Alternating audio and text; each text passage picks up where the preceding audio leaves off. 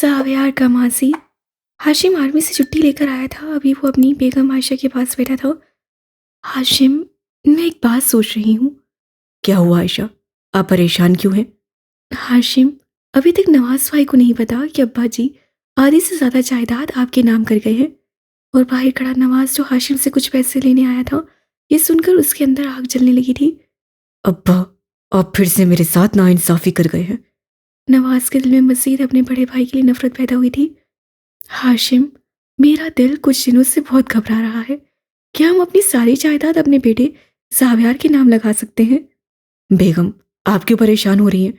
हमारे बाद सब कुछ हमारे बेटे का ही तो है। लेकिन फिर भी हाशिम। ओके बेगम, जैसे आपका हुक्म। मैं जल्दी इस चीज का भी बंदोबस्त करता हूँ।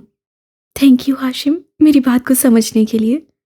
आयशा हाशिम के सीने पर सरकते हुए बोली। और बाहर ये सब सुनता नवाज कुछ और सोचता चला गया। अब आएगा मजा।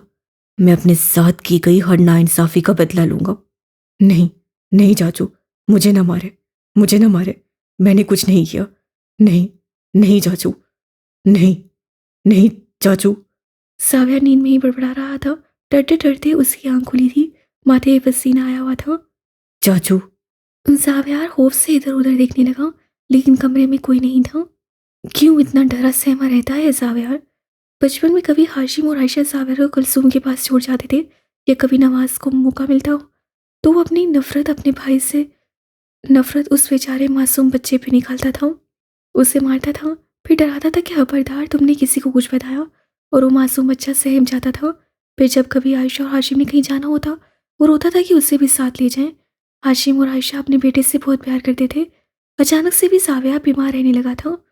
फिर जब वो ठीक हुआ तो डरा डरा सहमा रहता था, बस अपने माँ बाप के पास ही रहता था। और ये बात आज तक उसके दिमाग में बैठ गई थी कि हर कोई उसे मारेगा जब भी वो किसी के पास जाएगा।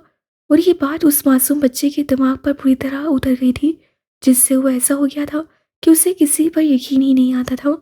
किंग एन और कायान की शादी की तस्वीरें देख रहा था। किंग की आंखों में बदले के लिए शोले निकल रहे थे कि अभी उसकी खुशियां भस्म करके रख दे। कि अचानक से किंग की नजर अपनी परी पैकर पर पड़ी थी, जो कि एन से मुस्कुराती हुई बातें कर रही थी। किंग जहां था वहां ही रह गया। रानी। उसे उसका हुस्न देखकर पहचानने में देरी नहीं लगी थी, इसलिए फौरन उसे पहचान गया। रानी, तो तुम्हारा ताल्लुक एएसपी कायान काजमी से है। अगर ऐसी ही बात है तो ये तो मेरे लिए बहुत अच्छा है। उससे उसी ऑफिसर को कॉल मिलाई। मैं तुम्हें एक तस्वीर भेज रहा हूँ, उसकी इंफॉर्मेशन निकाल कर जल्दी दो मुझे। जी सर, मुझे भेजिए, मैं देख लेता हूँ। उसकी तस्वीर भेजकर वो कितने ही लम्हे आंखों में हवस से हिला रेब को देखता रहा। उसे भी उसका बचपन का खूबसूरत सराबा याद आ रहा था। काश तुम उस वक्त मेरे साथ लग जाती, अभी तुम मेरे पास होती, और तुम्हारे भाई को तो मैं तुम्हारी आंखों के सामने मारूंगा, जिसने मुझे ये जख्म दिया है। किंग ने अपने बदसूरत जख्म पे हाथ फेरते हुए कहा। सुबह एन उठी तो खुद को अपने आन के हसार में पाया। एक शर्मीली सी मुस्कुराहट एन की होठों पर आई थी। रात की शिद्दतें याद करके एन का चेहरा पल भर में सुर्ख हुआ था। कैसे उसके आन ने बताया था कि वो भी उससे बेपनाह चाहता है। अभी वो जो सोच रही थी कि एक और सोच उसके दिमाग में आई थी, और उसकी मुस्कुराहट सिमटी थी। अगर आन को पता चल गया कि मैं ही ईविल। इससे आगे वो कुछ सोचना नहीं चाहती थी, लेकिन एक डर उसके दिल में बैठ गया था। फिर से वो ये सारी सोचें झटके कायान की तरफ मुतवज्जा हुई थी, और अपने आन को अपने पास महसूस करने लगी। उसके एक एक नक्श को छू कर देख रही थी। कयान जो कब से उठा हुआ था। एन की उंगली लबों पे आते ही कयान ने उसकी उंगली को अपने दांतों में लिया। आह! जैसे ही एन की मुंह से सिसकी निकली थी, आन क्या करते हैं? वो अपनी सुर्खोती उंगली को देखते बोली। मेरी एन ने मुझे खुद छेड़ा है, सुबह सुबह। वो अपने बाजू उसकी कमर के आसार बनाते मजीद नजदीक करते एक दफा बेखुद होने लगा, और एन भी बेखुद होती उसका साथ देने लगी। कयान के बालों में हाथ फेरने लगी। इससे पहले कयान और मजीद बहकता, एन फौरन से पीछे हुई। नहीं यान, प्लीज अभी नहीं, मैं थक गई हूँ, और टाइम भी सुबह के 6 बज चुके हैं। मेरी जान, अभी मेरा तो दिल नहीं भरा। वो उसके ऊपर झुकता, उसकी आंखों में देखता हुआ बोला। इससे पहले कि वो मजीद कुछ बोलती, कयान ने दोबारा से उसकी बोलती बंद कर दी। फिर वो कयान की शिद्दतों के आगे हार कर अपने आप को अपनी मोहब्बत के सपुर्द कर चुकी थी। कयान ने फिर से इनके होश ठिकाने लगा दिए थे। चंदा दिल ही दिल में अमान को बेहद याद कर रही थी। उसे अमान की आदत हो चुकी थी, लेकिन उसे अमान के लिए उसके साथ बेहिस बनना होगा। वो अपने लिए, अपनी ज़ात के लिए किसी की इज़्ज़त दाँव पर नहीं लगा सकती थी। अब उससे पक्का इरादा कर लिया था, जब भी अमान आएगा वो उससे बात नहीं करेगी, ना ही उससे मिलेगी। ज़ावियार का माज़ी। आज हाशिम और आयशा ने वकील को बुलाकर अपनी सारी जायदाद अपने बेटे के नाम कर दी थी। यही बात नवाज को आग लगा गई थी। उसके अंदर दौलत का लालच मज़ीद बढ़ता जा रहा था। उससे एक बहुत ही बड़ा प्लान सोच लिया था। उसे सही वक्त आने का इंतज़ार था। हाशिम, हमने अच्छा किया ना, अपने बेटे का फ्यूचर सोचकर। हाँ बेगम, बहुत अच्छा किया। आप क्यों परेशान होती हैं? हाशिम, हमारा बच्चा बहुत मासूम है। वो 18 को होकर भी बच्चों जैसी हरकतें करता है।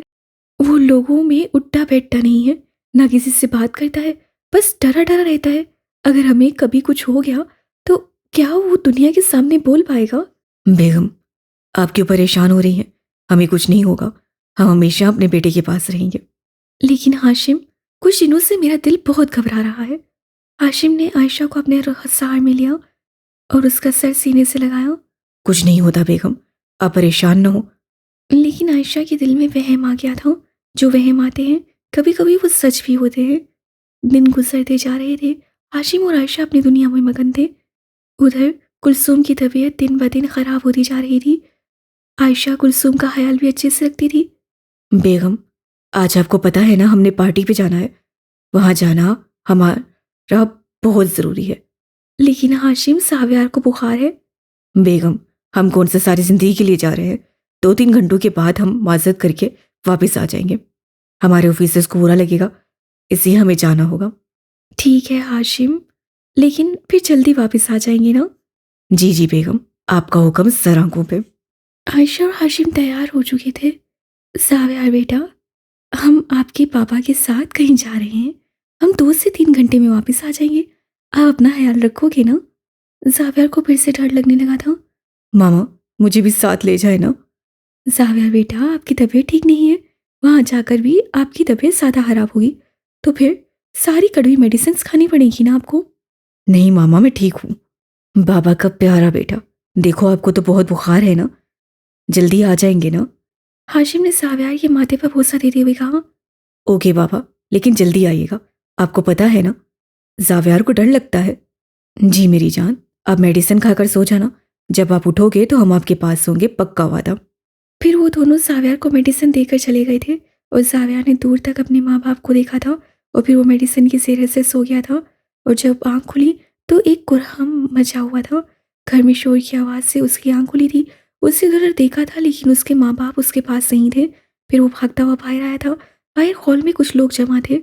नवाज भी अपने आंसू बहाते लोगों के गले मिल रहा था। चाचू, ये कौन है? मामा बाबा कहाँ है? उससे डरते डरते नवाज से कहा। नवाज ने सबके सामने जावियार को सीने से लगाया। जावियार बेटा, तुम्हारे माँ पापा हमेशा के लिए जा चुके हैं। क्या मतलब चाचू? जावियार नवाज के हाथ पीछे करता हुआ बोला और एक नज़र चारपाइयों पे पड़ी जो हॉल में पड़ी थी। उसकी सफ़ेद चादर देखकर वो दहल गया था। ये कौन है चाचू? वो आंखों में हैरान के लिए नवाज से पूछने लगा। ये तुम्हारे मामा पापा कल पार्टी से आ रहे थे कि उनका एक्सीडेंट हो गया और उनकी डेथ हो गई। नहीं नहीं, ये मामा पापा। वो जल्दी से आगे बढ़ा और चादर उठाकर देखा जहां हाशिम और आयशा अब भी नींद सो चुके थे। जावियार की मुंह से एक चीख निकली थी और वो वहीं बेहोश हो गया। खाल। जावियार घर आते ही बिजी हो गया था। शादी की वजह से उनके कई काम पेंडिंग पर थे, जिसकी वजह से वो वहाँ बिजी हुआ गया था। अभी माला अपने लिए मैक्रोनी बनाकर बड़ी खुश होकर वॉशरूम गई थी, लेकिन जब वापस आई तो उसकी चीख निकली थी क्योंकि सामने ही अमान उसकी सारी मैक्रोनी खाए अब खाली प्लेट को देख रहा था, जैसे सोच रहा हो कितनी जल्दी खत्म हो गई। माला की चीख सुनते ही अमान ने उछलकर माला की तरफ देखा। माला भाभी, आप? माला तो फटी फटी निगाहों से अपनी प्लेट को देख रही थी जिससे वो मैक्रोनी भर कर गई थी और अब प्लेट उससे मुंह चिढ़ा रही थी। उससे कितनी भूख लगी थी, उससे कितनी खुशी से और मेहनत से अपने लिए मैक्रोनी बनाई थी। क्या हुआ माला भाभी, आप वहां क्यों रुक गई? अमान दांत निकालता माला का गुस्सा सवानेसे पर पहुंचा गया था। माला आगे बढ़ती अमान के सामने आई और सामने रखी खाली प्लेट को उठाकर उसे से जमीन पर फेंका था कि वो प्लेट सेकंडों में चिकना चूर हो चुकी थी। तुम अमान, तुमने मेरी मैक्रोनी खा ली। माला रोनी शक्ल बनाते अब अमान से कहने लगी।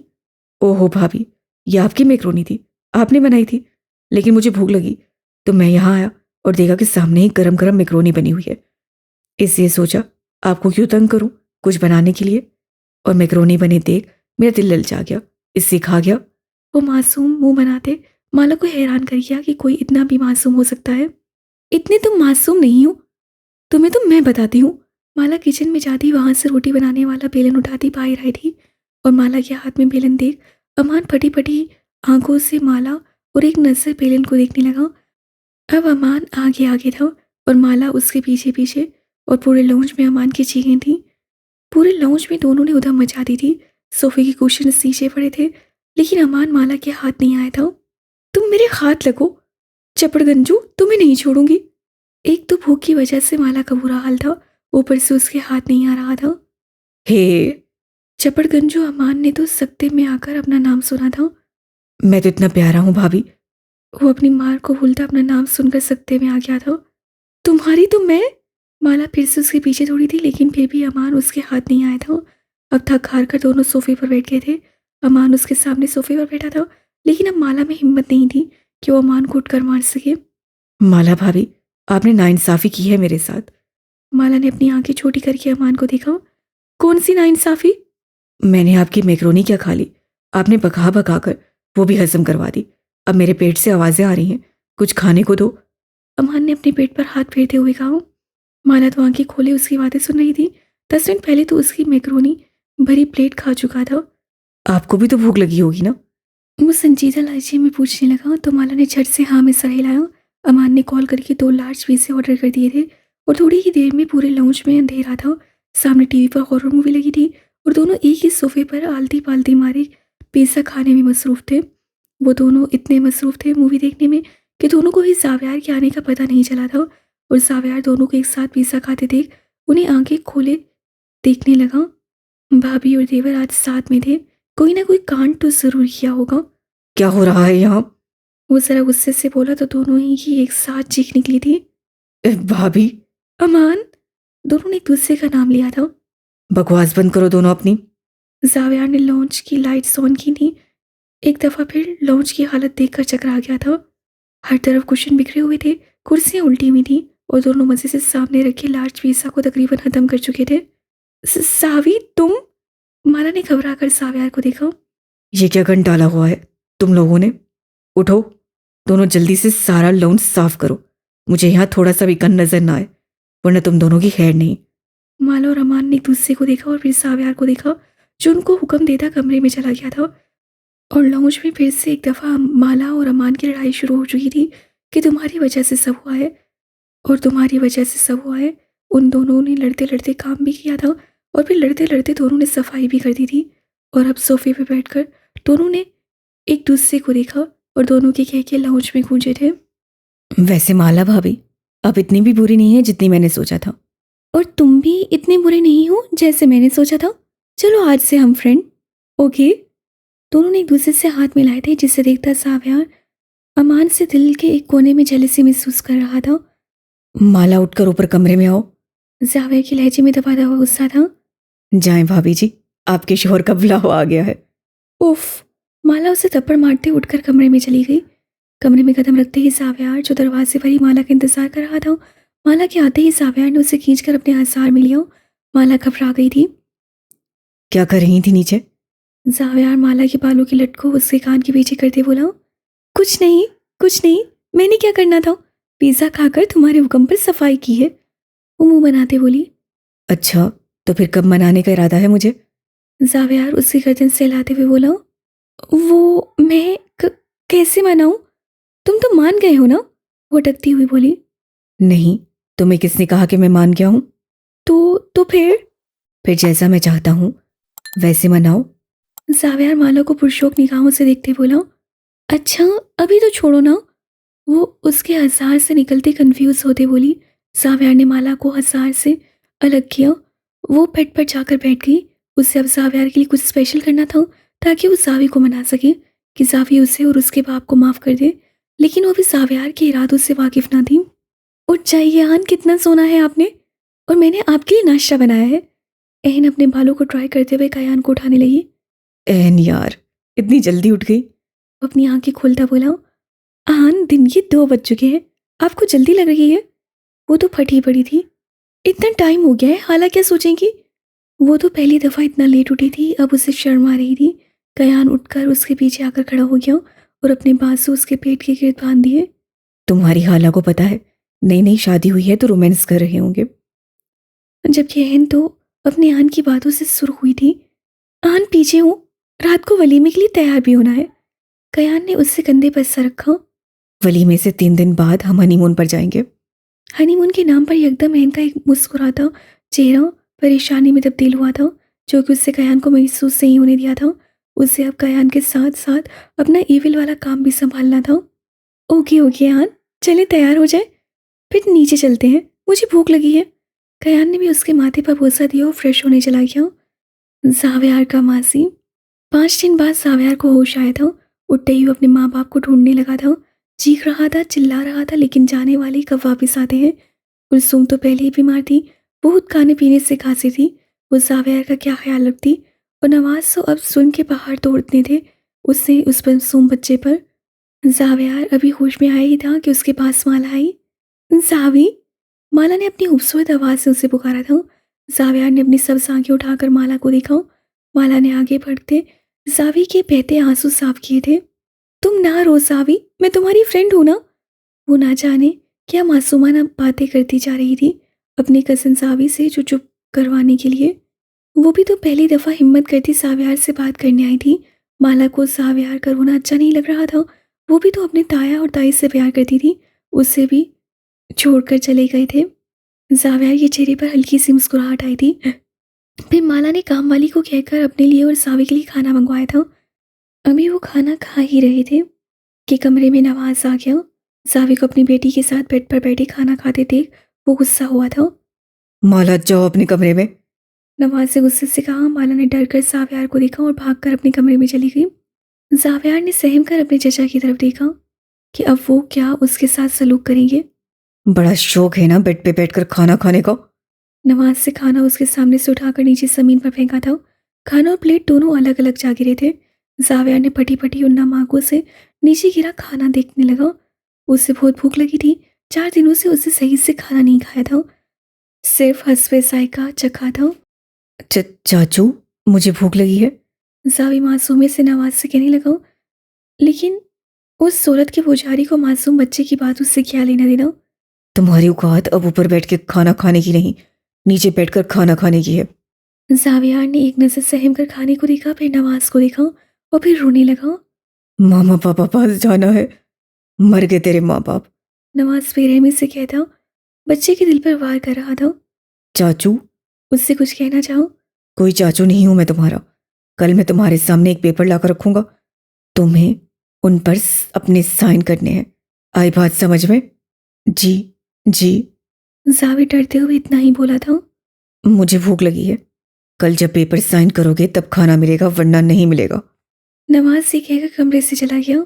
जाविया ने एक पेपर नजर नीचे गिरे खाने को देखा। मामा मामा, मुझे भूख लगी है। जाविया आयशा के पास आता बोला, मेरे लाडले बेटे को भूख लगी है, मैं आज अपने बेटे को अपने हाथों से खाना खिलाऊंगी। क्या खाएगा मेरा बेटा? मामा, मुझे ना बिरयानी खानी है। ओके, मेरे लाडले बेटे को बिरयानी खानी है, अभी अपने हाथों से अपने बेटे के लिए बिरयानी बनाती हूँ। आयशा ने उसके माथे पर भूसा दिया। फिर वो थोड़ी देर में बिरयानी बनाकर लाई थी और जावियार को अपने हाथों से खिलाने लगी। और जावियार का ख्यालों में ही अपने माँ बाप का प्यार सोचते बेकाबू होकर रोने लगा। मामा पापा, आपने तो वादा किया था आप मेरे पास आओगे, क्यों छोड़ कर चले गए? वो रोते रोते अपने माँ बाप को याद करते कब दोबारा से खाली पेट सो गया उसे पता ही न चला। बेटा, मामा की एक बात मानोगे ना? जी जी, मामा बोले। बेटा, अगर हम कहीं चले भी जाए ना, तो आपको कोई पेपर साइन करने को बोले या कहीं जाने को बोले, तो आपने उनकी बात नहीं माननी, जो मर्जी हो जाए। आयशा ना जाने क्यों ये बात जाविया से कहा करती थी। शायद मरने वाले को इल्म हो जाता है या दिल में वसवसे आते हैं, लेकिन जाविया ने ये बात सहन में बिठा ली थी। उससे नवाज के सामने कह तो दिया था, लेकिन उससे साइन नहीं करने थे। अगली सुबह नवाज कुछ पेपर जावियार के पास सीकर आया था, जिस पर जावियार ने साइन करने से मना कर दिया था और फिर नवाज से दौलत के लालच में आकर अपने भतीजे को भी नहीं बख्शा था। जब नवाज सावी को मार मार कर थक गया था, वो चला गया। पीछे वो बच्चा ज़मीन पे ज़ख्मी हालत में तड़पता रहा था। मामा, पापा, अब कहाँ चले गए हैं? देखिए ना, आपके जावी के साथ क्या हो रहा है। प्लीज आ जाए ना। जावे से तो जख्मों के साथ उठना ही नहीं हो रहा था। अपने आप को घसीट कर वो दीवार के साथ बैठा था कि माला उसके पास आई थी। जावी, क्या हुआ है तुम्हें? माला उसके मुंह पे जख्म देखती हुई बोली। जाओ यहाँ से। जावियार ने पहली दफा पैर रोकी और गुस्से से माला से बोला था कि माला की आंखों में मोटे मोटे आंसू आ गए थे और वो उठकर चली गई। जैसा बाप वैसी बेटी। वो तर्क लहजे में बोला। अभी अपने घुटनों में मुंह दिए बैठा रो रहा था कि उससे अपने कंधों पर नाजुक हाथ महसूस हुए। सर उठाकर देखा तो सामने माला थी, जिसके हाथों में जख्म पर लगाने वाली कोई क्रीम थी। मामा कहती हैं जख्मों पे ना ये क्रीम लगानी चाहिए, इससे दर्द नहीं होता। वो अपने नाजुक हाथों से जावी के चेहरे पर क्रीम लगा रही थी कि जावियार चाहकर भी उसका हाथ झटक ही ना सका। फिर माला ने मेड को बुलाकर सावी के लिए खाना लगवाया, जिसे आयशा ने कुलसूम की खिदमत के लिए रखा था। माला ने सावी को अपने हाथों से खाना खिलाया, अपने भूखे पेट को मद्देनजर रखते जावी ने भी बिना रूठे खा लिया था। अब तो ये रोज का मामूल बन गया था कि बाप जख्म देकर जाता था और बेटी मरहम लगाती थी। इसी दौरान जावियार के दिल में माला के लिए प्यार जैसे जज्बात जाग गए थे। वो दिल ही दिल में माला से प्यार करने लगा था। माला की अच्छी फ्रेंडशिप हो गई थी, वो भी जावियार से बेहद अटैच हो गई थी। हाल कयान फ्रेश होकर बाहर आया तो एन कमरे में नहीं थी, वो नीचे जा चुकी थी। कयान भी मुस्कुराता नीचे गया जहाँ एन और नायला दोनों ही खाना बना रही थी। कयान तो एन को खाना बनाते देख हैरान था। ये मेरी एन ने खाना बनाना कब से शुरू कर दिया है? आन, आप मेरा मजाक न बनाए, मैंने हाला से काफी कुछ बनाना सीख लिया है। आप हाला से ही पूछ लें। क्यों हाला, मैं ठीक कह रही हूँ ना? हाँ, मेरी गुड़िया ने सब कुछ बनाना सीख लिया है। नायला ने प्यार से एन के माथे पर बोसा दिया। एन और नायला ने बिरयानी और कौरमा बनाया था।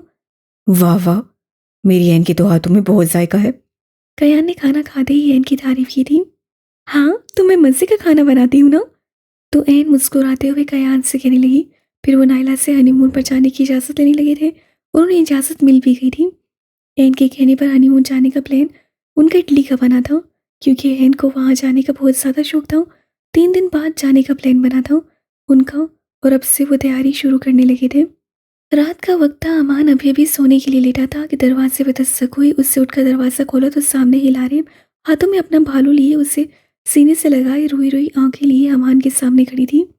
क्या हुआ मेरी गुड़िया को? अमान उसकी सुर्ख आंखें देखता परेशानी से खोया हुआ। बड़ी, वो रोती हुई अमान के सीने से लग गई। क्या हुआ गुड़िया, बताओ तो सही।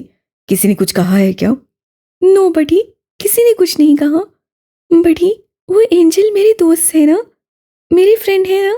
वो वो किसी और से बात क्यों कर रहे थे? मुझे वो चाहिए, मुझे मेरे एंजल चाहिए। वो मजीद रोते हुए अमान से कहने लगी। मेरी गुड़िया, तुम रो मत। ये आपके बड़ी का वादा है, कल आपको आपके एंजल के पास छोड़ आऊंगा। सच्ची बड़ी? वो मेरे एंजल है ना, मैं कल उनके पास चली जाऊंगी ना। लारेब अपने आंसू साफ करती हुई अमान से कहने लगी। मैं उनके पास चली जाऊंगी क्या? वो खुशी से मजीद रोने लगी थी। वो अपनी फीलिंग्स से नावाकिफ थी, लेकिन अमान अंदाजा लगा चुका था उसके बहन के लिए उसका एंजल कितना ज़रूरी है। हाँ मेरी गुड़िया, तुम अपने एंजल के पास ही रहोगी। तुम्हारी खुशी से ज्यादा मुझे कुछ अजीज नहीं है। याहू बड़ी, बस बड़ी। लारेब अमान के गाल पर किस करती बोली। बड़ी, अब मैं चलती हूँ, मुझे तैयारी भी तो करनी है ना, मुझे अपने एंजल के पास जाना है। वो मासूमियत से कहती बेड से पलटांग कर खुशी से अपने कमरे में भाग गई, जबकि अमान को गहरी सोच में मुबतला कर गई। उससे कह तो दिया था, लेकिन वो कैसे सफ़ीर को शादी के लिए मनाएगा? लेकिन उससे पहले एन और सावियार से बात करनी थी, जो कि सुबह करने का सोचा था। उससे अभी अपनी चंदा से मिलने भी जाना था। इस वक्त अमान को विटामिन चंदा की बेहद याद आ रही थी, लेकिन एक दफ़ा ही सारे काम निपटा कर ही अपनी चंदा के पास जाना चाहता था। अमान ने अगली सुबह उठते साथ ही सावियार और एन को कॉल करके लारेब और सफ़ीर के बारे में बात की थी, और जब कल लारेब उसके कमरे में रोते हुए आई थी, वो सारी बात भी सुना डाली थी। एन को भी शादी वाला दिन याद था कि कैसे वो अपने एंजल के लिए पोसेसिव हो रही थी।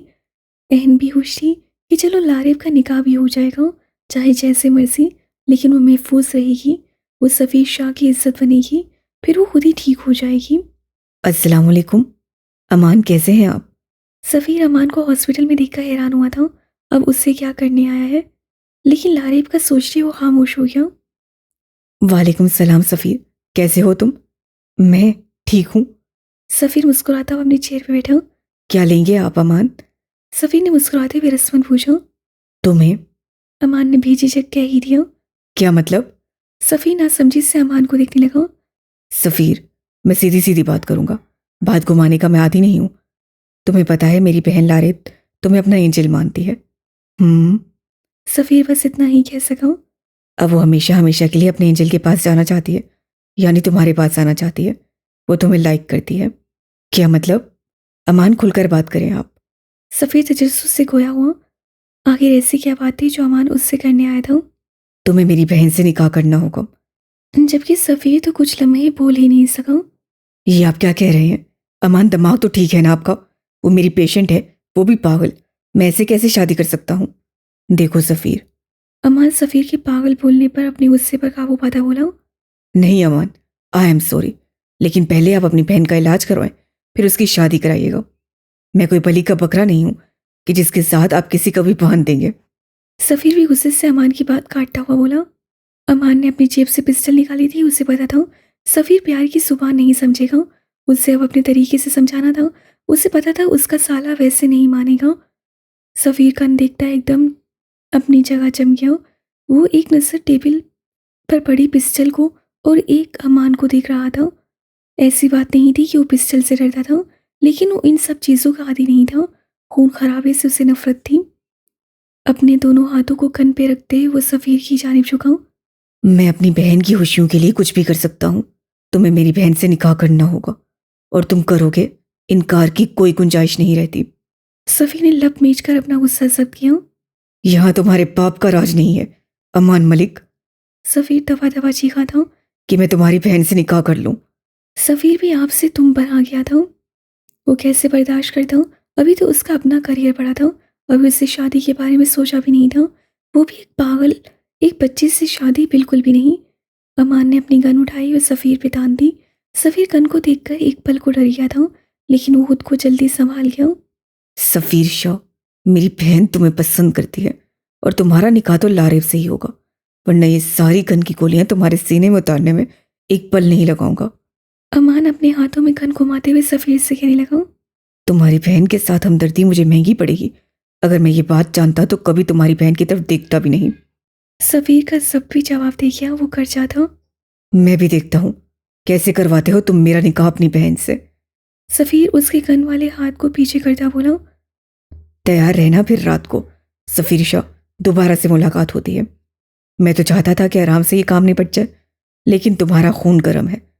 जो अंगड़ाई मार रहा है, कह रहा है आजा अमान, एक दूसरे को ज़िबा करें। लेकिन इतनी जल्दी नहीं, अभी तो मेरी बहन ने खुशियां देखनी है, बहुत सारी। कसम खुदा कि अगर मेरी बहन की जिंदगी का सवाल ना होता, मैं कभी तुम्हारे पास ना आता। इसीलिए आराम से सोचो और मुझे जवाब दे देना। अमान सफ़ीर का कंधा थपथपाता जाने लगा कि सफ़ीर की आवाज़ से रुका। मेरा जवाब ना है और ना ही रहेगा। पहले अपनी बहन को किसी पागलखाने में दाखिल कराओ। अमान को उसकी बात सुनकर गुस्सा तो बहुत आया, लेकिन वो अगले अमल का सोच कर चला गया। और सफ़ीर को पता होता कि वो किन लोगों में फंस गया तो कभी भी लारिब के साथ हमदर्दी ना करता, ना ही अमान के साथ इस लहजे में बात करता। अमान गुस्से में सीधा घर आया था। वो समझा था सफ़ीर मान जाएगा, फिर वो अपनी चंदा के पास भी जाएगा, लेकिन सफ़ीर का इनकार अमान को गुस्सा दिला गया था और वो ये गुस्सा चंदा पर नहीं निकालना चाहता था, इसीलिए घर वापस आ गया। क्या हुआ अमान, गुस्से में क्यों हो? जावियार और माला लाउंज में आते अमान को देखते कहने लगे, जिसका चेहरा गुस्से से सुर्ख हो रहा था। जावियार, वो 2 टके का डॉक्टर कहता है मेरी बहन को पागलखाने में दाखिल कराऊं। उसकी इतनी हिम्मत कि वो मेरी गुड़िया के बारे में ऐसा कहे। दिल कर रहा है नक्शा बिगाड़ दूं उस डॉक्टर का, लेकिन मैं इतनी जल्दी अपनी बहन को बेवा नहीं होने दूंगा। तो क्या वो नहीं माना निकाह के लिए? जावियार, वो माने या ना माने, उसका निकाह तो आज रात लारेब से होकर रहेगा। माला भाभी, आपकी जिम्मेदारी है लारेब को तैयार करना, और जावियार, तुम भी तैयार रहना। आज चलेंगे लारेब का निकाह करवाने। लेकिन अमान, वो लड़का ही राजी नहीं है। माला ने अमान के सुर्ख पड़ते चेहरे को देखते कहा। उसे ही पता था लारेब अपने एंजल से कितनी मोहब्बत करती है। अक्सर लारेब जब भी माला के पास बैठी बातें करने के लिए अपने एंजल की एक बात उससे बता देती थी, जिसे सुनती वक्त माला मुस्कुरा देती थी। भाभी, वो आप मुझ पे छोड़ दें, लेकिन जो चीज़ मेरी बहन को पसंद आ जाए और मैं उसे ना दूं, ये हो ही नहीं सकता। वो ये कहता कमरे में चला गया। पीछे माला परेशानी से साव्यार को देखने लगी, जैसे कह रही हूँ ये क्या हो रहा है। बंदा ही राजी नहीं तो क्या मौलवी से निकाह पढ़वाओगे। साव्यार का माजी 5 साल बाद। 5 सालों में साव्यार अपने चचा से मार खाकर बेहिस बनता जा रहा था। एक दिन नवाज ने गुस्से में आकर साव्यार को इतना मारा था कि साव्यार ने रोते रोते उन पेपर्स पर साइन कर दिए थे। उसके बाद साव्यार की जगह उस घर में नौकरू जैसी हो गई थी। उसे बस एक लड़की से लगाव था और वो थी उसकी माला, नीली आंखों वाला उसका भालू। इन 5 सालों में माला ने साव्यार का हर कदम पर साथ दिया था और साव्यार ने माला को। कुलसूम 1 साल पहले ही कैंसर जैसी बीमारी से लड़ते लड़ते हाल की हकीकी से जा मिली थी। माला अपनी माँ की दूरी पर बहुत रोई थी, लेकिन जैसे माला ने साव्यार को संभाला था वैसे ही साव्यार ने अपनी माला को संभाला था। साव्यार चुपचाप रहकर नवाज के कहने पर काम कर देता और सारा सारा दिन कमरे में रहता था। माला तो 18 की होकर बेहद खूबसूरत हो गई थी और साव्यार भी 23 साल का होकर एक खूबरू नौजवान बन गया था कि कोई भी उसे देखता तो दीवाना हो जाता। माला, क्या तुम हमेशा मेरे साथ रहोगी ना? साव्या और माला आपस में बैठकर बातें कर रहे थे जब साव्या ने माला को कहा, सावी मैं हमेशा तुम्हारे पास रहूंगी। माला ने सावी का हाथ पकड़ते कहा, ये देखो, आज तुम्हारा बर्थडे है ना, मैं अपने भालू के लिए एक भालू लेकर आया हूँ। साव्या ने उसके सामने एक खूबसूरत टेडी बियर किया। हाय सावी, ये कितना प्यारा है ना। माला उसके हाथों से टेडी बियर लेते हुए बोली, सावी तुम्हारे पास पैसे कहाँ से आए लेने के। माला कुछ सोचते पूछने लगी, मेरा भालू, उसे तुम रहने दो, बस जमा किए थे। वैसे सावी तुम मुझे भालू क्यों कहते हो। क्योंकि तुम मेरी नीली आंखों वाला और मासूम सा भालू हो और मैं तुम्हें ऐसे ही प्यार करूंगा, हमेशा। अभी वो बैठे बातें कर रहे थे कि नवाज से गाड़ी का हॉर्न सुनाई देने लगा। माला का रंग एकदम सज पड़ा था क्योंकि नवाज जब भी माला को साव्यार के पास देखता वो उस पर बहुत गुस्सा करता था। उफ, पापा आ गए। माला जल्दी से साव्यार से दूर हुई, उठकर कमरे में भाग गई क्योंकि नवाज माला को साव्यार के करीब नहीं जाने देता था। माला कमरे से बाहर आई तो अपने बाप के साथ किसी लड़की को देखकर हैरान हुई जो सुर्ख कलर की फिट मैक्सी में उसके बाप के साथ हाथों में हाथ डाले आ रही थी। पापा ये कौन है। माला नवाज के साथ खड़ी खूबसूरत लड़की को देखते बोली। माला, ये आज से तुम्हारी माँ है। नवाज से माला के सर पर धमाका किया। नहीं पापा, ये मेरी माँ नहीं हो सकती, आपने इससे शादी कर ली। वो सदमे से बोली। हाँ, तो क्या मैं शादी नहीं कर सकता? नवाज सख्त लहजे में बोला। शुमाइला, ये मेरी बेटी है कशमाला, और आज से तुम्हारी भी। जी सरकार, जैसे आप कहें। शुमाइला माला को एक सरीली मुस्कुराहट दिखाती कमरे में चली गई। माला रोते हुए कमरे में चली गई थी और उसे बाप का प्यार कभी नहीं मिला था, लेकिन उसे फिर भी यकीन था कि उसका बाप उसके सर पर सुतीली माँ नहीं लाकर बिठाएगा। लेकिन ये यकीन भी तोड़ दिया गया था। माला ने साव्यार को सब बता दिया था, जिसे सुनता साव्यार ने कुछ खास रिस्पॉन्स नहीं दिया था। वो सवाई माला की सारी दुनिया के लिए बेहिस बन गया था, इसलिए उसे किसी बात से फर्क नहीं पड़ता था। हाल बड़ी, आपने तो कहा था आप मुझे मेरे एंजल के पास लेकर जाएंगे। देखिए ना, शाम हो गई, मुझे याद आ रही है उनकी। लारे दोबारा से अमान के पास अटक की थी अपनी फरमाइश लेकर। हाँ मेरी जान, मेरी गुड़िया, तुम माला आप ही से बोलो, तुमको रेडी करे, फिर हम चलते हैं आपके एंजल के पास। सच्ची बड़ी, हम एंजल के पास जा रहे हैं। लारे खुशी से तालियां बजाते उछली थी। हाँ मेरी जान, जाओ तैयार हो जाओ। अमान उसे गाल खींचता हुआ बोला। लारिब जल्दी से माला के कमरे में चली गई थी। अमान के चेहरे पर अब बेइंतहा आगे संजीदगी थी। अमान, एक दफा फिर सोच लो। जावियार अमान के कमरे में आता हुआ बोला। जावियार, अब इसमें सोचना क्या, मुझे नहीं लगता कि सफ़ीर से बेहतर मेरी बहन के लिए कोई लड़का होगा, और अगर उसने हमारी लारिब को तकलीफ दी तो। नहीं जावियार, उसे हम अच्छी तरह समझा के आएंगे कि हम कौन हैं, और मेरी बहन को एक खरोच भी आए तो उसके लिए अच्छा नहीं होगा, लेकिन मैं अपनी बहन को उदास नहीं कर सकता। जावियार तो आज पहली दफा अमान को शायद इतना संजीदा दिख रहा था।